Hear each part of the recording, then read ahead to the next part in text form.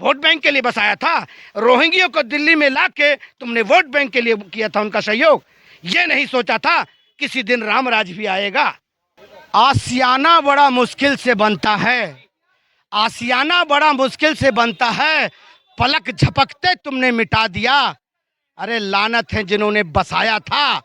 रोहिंग्यों को भगाओ, बांग्लादेशियों को भगाओ। हाँ, जहां झुग्गी तोड़ी गई है उनको पहले ले जाओ, उनको घर दो। और जो दायरे में कितने फुट जमीन तुम खाली कर दो रेलवे की, क्योंकि कुछ भी कभी भी कुछ हो सकता है। तुम भी सेफ रहो, क्योंकि ये जमीन रेलवे की है।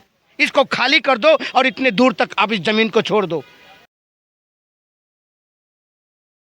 नमस्कार, आप देख रहे हैं विराग न्यूज में हूं आपके साथ दुष्यंत कुमार। देखिए, दिल्ली के अंदर जिस तरह से बिल्डोजर जो एक्शन है वो काफ़ी तेज़ी से रफ्तार पकड़ चुका है। और ऐसे में जो विपक्षी पार्टियां थी, हालांकि उनको पहले समर्थन दे रही थी, लेकिन अब जो है रोड पर भी झुग्गी बचाने के लिए जो है उतर पड़े हैं। क्या कहेंगे? अभी फिलहाल ही में जो झुग्गी का जो काउंटडाउन जो स्टार्ट हो गया दिल्ली के अंदर तोड़ने का। आशियाना बड़ा मुश्किल से बनता है, आशियाना बड़ा मुश्किल से बनता है, पलक झपकते तुमने मिटा दिया। अरे लानत है जिन्होंने बसाया था, लानत है उन लोगों पे जिन्होंने बसाया था, और लानत है उन लोगों ने जो जाके सरकारी जमीनों पे कब्जा किया। मेरी बात सुनो, बसाने से पहले उन लोगों को 100 बार सोचना चाहिए था कि ये रेलवे की जमीन है। ठीक है, दुख तो मुझे है कि जिसका घर उजड़ता है उससे जाके पूछो उससे दिल पे क्या बीतता है, क्या गुजरता है उसके दिल पे। मैं किसी भी पार्टी का क्यों ना लोग हो, मैं किसी का घर उजाड़ने पे समर्थन नहीं करता हूं। मैं आज मैंने अपने घर को एक एक रुपया जोड़ के बनाया है। आज मेरा घर टूटेगा, मुझे तकलीफ होगा, मुझे तकलीफ होगा।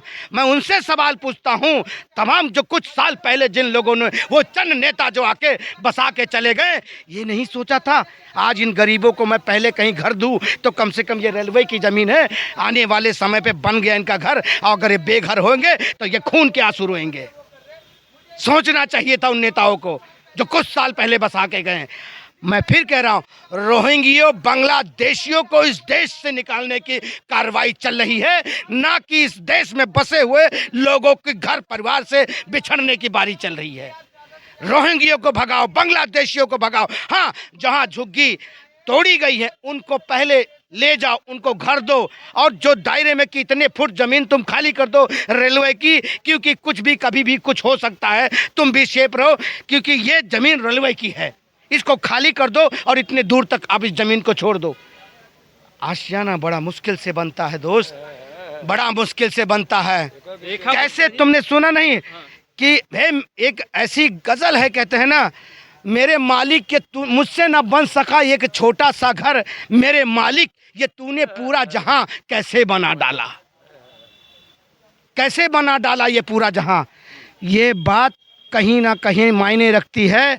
मैं फिर कहता हूं कि बांग्लादेशियों रोहिंग्यों को भगाओ, और अपने देश में जो कुछ चंद लोग जयचंद बैठे हैं उनको भगाओ, ना कि किसी का घर उजाड़ो। मैं फिर कहता हूं, जो भी आज बसे हुए हैं उनको पहले ही कर दो कानून की तौर तरीके में आके कि इतनी फुट ज़मीन खाली कर दो। हमारी भी जगह रोड पे है, हमारी भी घर रोड पे है। तो पहले ज़मीन खरीदने से पहले मैंने प्लॉट को कह दिया कि 110 फुट ज़मीन छोड़ देना, क्योंकि यहाँ 4 रोड निकलेगी। ठीक है ना, 4 रोड निकलेगी ना, ठीक है ना, 4 लाइन निकलेगी, 4 लाइन रोड निकलेगी। हमने 110 फुट ज़मीन छोड़ के पीछे ज़मीन खरीदी गाँव में।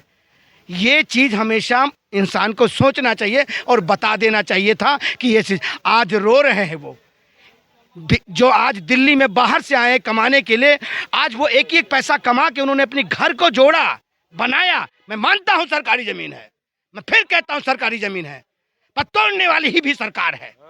मैं किसी भी पार्टी का विरोध नहीं कर रहा हूं, पर वो जो बसाए हैं उनका विरोध कर रहा हूं मैं।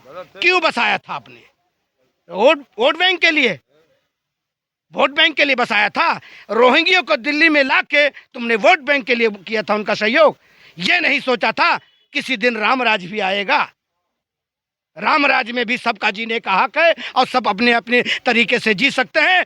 पर मैं फिर कह रहा हूं, आसियाना बड़ा मुश्किल से बनता है। रेखा गुप्ता जी कह रही हैं, उन्होंने कहा है कि भैया ये जो झुग्गी तोड़ी जा रही हैं, ठीक है, ये मेरी सरकार नहीं तोड़ रही है, ना ही मैं आदेश दे रही हूँ, ये माननीय कोर्ट के आदेश पे जो है कार्रवाई हो रही है। ठीक है, कुछ बहुत सी चीज़ें ऐसी हैं, मैं कोर्ट के अखंडित कोई ऐसी बात नहीं कर रहा हूँ कि कोर्ट ने ऐसी क्या कहा है, ठीक है।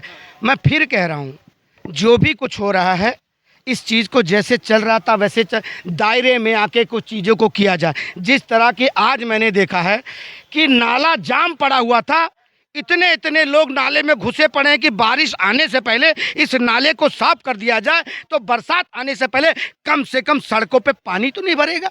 आज नाला साफ कर रहे हैं, लोग साफ कर रहे हैं, और जहाँ पे आपका जो दायरे में पक्का मकान भी बना रखे हैं, सब कुछ कर रखे हैं, साफ करो। फिर कह रहा हूँ, दायरे में आके